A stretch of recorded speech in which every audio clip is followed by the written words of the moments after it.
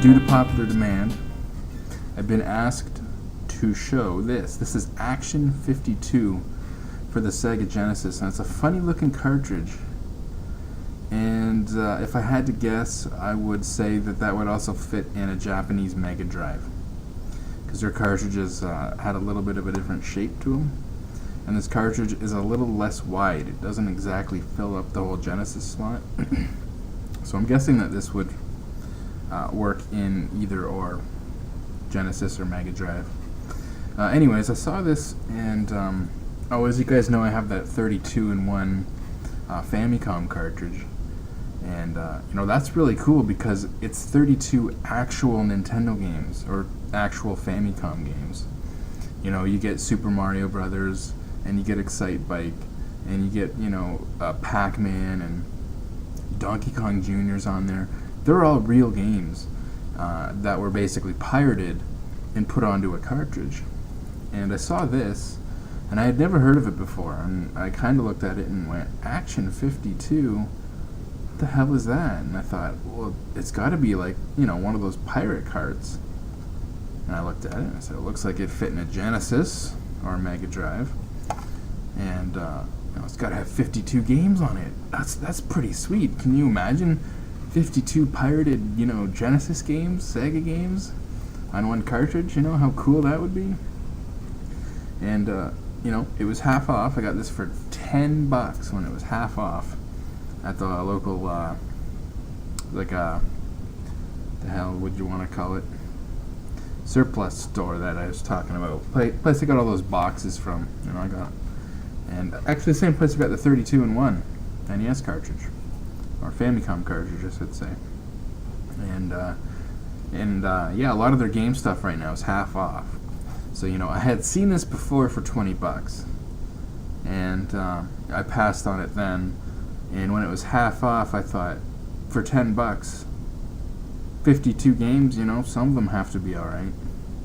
I was pretty excited, obviously, when I got this for $10, and I thought 52 Genesis games in one cartridge would be amazing. And I got home and fucking shoved it in the Genesis, and to my surprise, I shouldn't say surprise, to my disappointment, this is the worst pile of shit you can fucking spend $10 on. And it's pretty much only worth $10 for the actual fact you can say I have Action52, and it's almost like a joke. None of these games are pirated. These are not pirated games. These are not 52 actual games that you would have bought on a Genesis, or you could have bought on a Genesis. This is 52 games that these guys made from scratch for this. So you can imagine a small company saying, let's throw together as many games as we can, as quickly as we can, and then put it on a cartridge so we can say we have X amount of games on a cartridge. And I think this thing was like $100 back in, when did this come out? There's no date on it. I think this came out in like 93 or 94, and it was like $100 back then. And it's like 52 of the most rushed games. None of them really feel like they're complete. Almost all of them look like they share the same engine. They share the same sound effects. And well, let's get into this, shall we? I've wasted enough time talking about it. Let's take a look at this. So when the game first boots up, you see this screen here. And the funny thing about this screen is it basically tells you straight up that this is not a product, produced by or under licensed from Sega. And on the top of the screen it says, please disregard any and all previous notices. Now the reason it says that is because normally when you first turn on a Sega Genesis, no matter what game is in it, it's part of the BIOS of the Sega Genesis. It's not a part of the game. You'll see a screen come up and it says something along the lines of produced by or under the license from Sega Enterprises Limited. My Genesis in particular is one of the very, very, very early models, so it doesn't have this BIOS screen in it. So mine just goes to the game like this. But normally you'd see that screen, and then this screen would come up, so saying please disregard any and all previous notices. And I mean, that's just hilarious right there. So here we go. The opening screen, you know, there's some potential here. The music's pretty good, some pretty nifty animation in the letters, and I'm like, wow, look at this. This could be pretty decent. I still didn't know that this wasn't going to be all, you know, made games though, so as soon as you see the menu, you kind of realize, well, I haven't heard of any of these games before. Bonkers. Well, it's not the bonker. It's not like Disney's Bonkers. Oh, this is like a blockout, or not blockout. You know what I'm talking about. Breakout clone. Except you move the ball, which doesn't make any sense. How hard can this game be if you're just moving the ball? You have like full control over the ball. Yeah, this game's decent. I mean, it's one of the better games on here. And this game's actually decent too. I mean, it actually uses all three buttons on the controller. One to shoot, one for your engine, and one for shield. Now this game is hilarious. First of all, the title screen looks like a 2-year-old drew it. And I think a 2-year-old made the physics. It's a racing game, but oh man, is it ever control. Well, just look at the way the car moves. Pretty sweet looking car. I mean, it's like a Lamborghini Diablo or something. But look at that. How realistic is that? Anyways, this is Cheetahman, and this is like the game for this stupid thing. This is like the game that, I guess there was like a big comic that came with it when you got the cartridge, and like this is like the game they put, you know, most of their time and energy into. And you punch snakes, and I mean, bam, one hit kills you. How lame is that?